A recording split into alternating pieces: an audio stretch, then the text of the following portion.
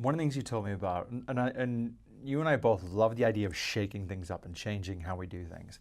You'd mentioned to me things around changing things from like rings to, say, watches and stuff like that.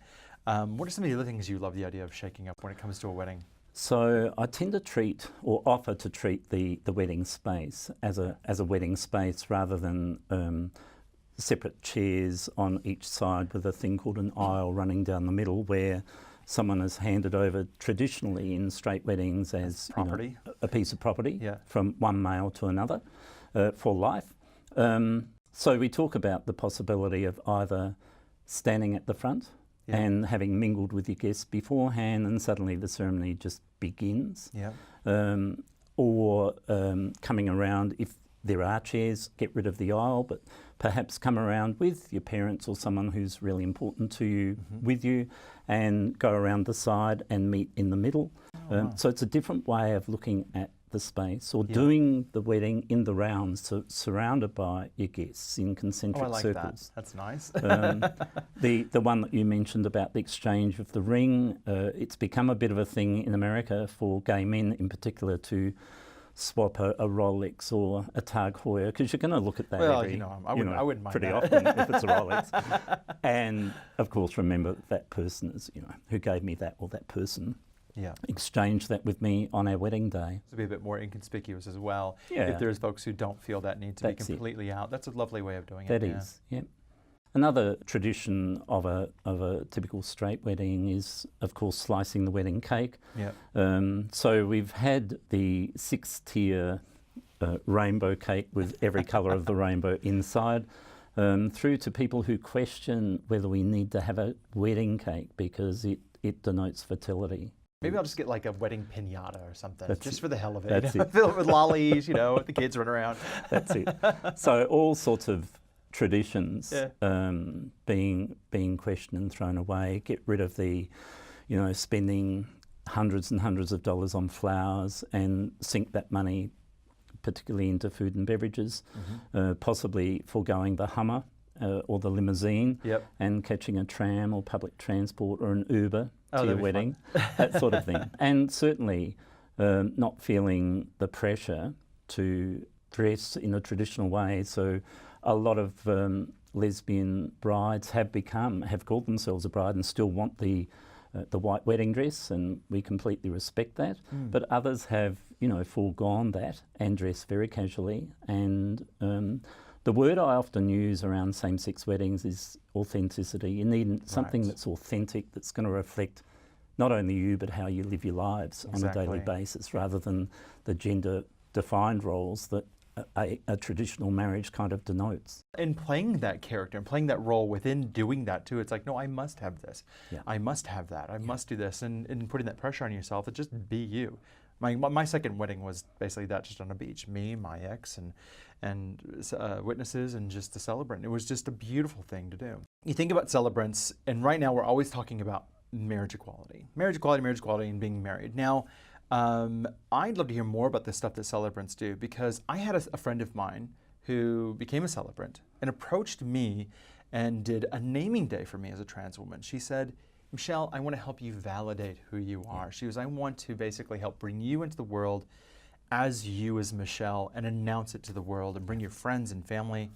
And we ended up releasing butterflies with my daughters, which were just such an amazing moment with my kids.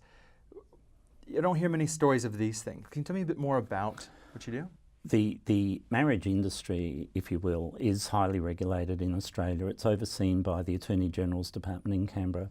And so there are all sorts of, you can't just become a marriage celebrant. You've got to do a particular course and gain a certain qualification, and then you've got to be registered, formally registered by Attorney General's Department. And you've got to do some ongoing professional development, 5 hours every year.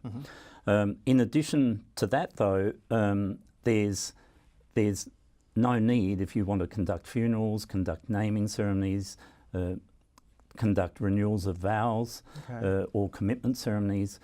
You don't need a qualification or any other requirement to be met in order to become those. And so there are people who certainly do renewals of vows. So someone who's maybe hit a particular birthday and they want to surprise their partner with a renewal of vows.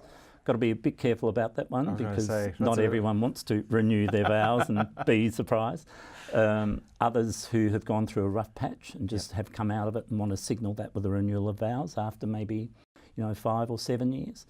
There are people who certainly have the naming ceremonies, particularly I reckon it's a lovely idea that that your transition was marked with. I'll let you have that one. The naming. You run with that. Thank you. I'll take that. It's particularly reserved for the equivalent, the civil equivalent of baptism, if you will. Yes. And so you pay particular attention to the meaning of the name and the birth of that child and all of those sorts of things that go around that ritual. Commitment ceremonies are still out there. Not everyone wants to get married. Okay. And do the legals, so to speak. And so but they do want to express their commitment to each other.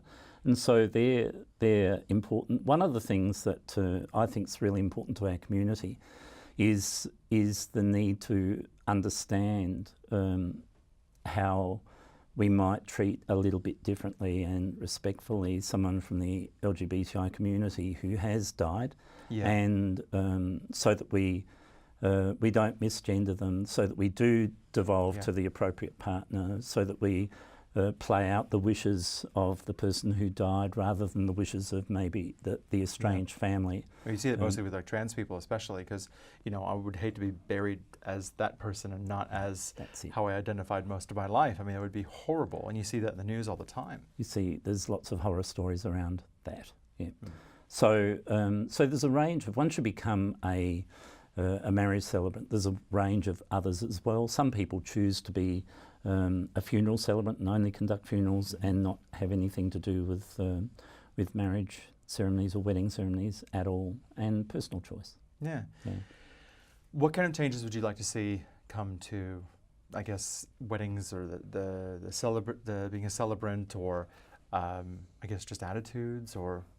I think we go back to shaking it up a little bit, and I always think that same-sex, very often I think gay and lesbian people are being offered a traditional wedding. So take out the man and the woman and put 2 women or 2 men there, and all of a sudden we've got a same-sex wedding.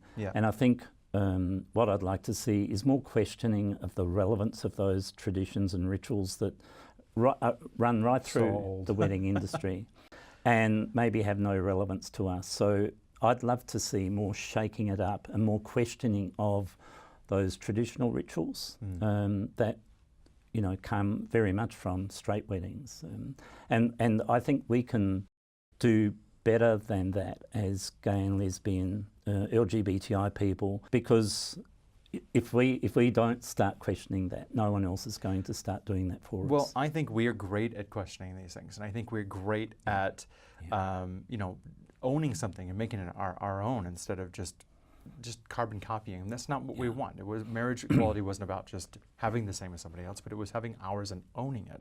Thank you.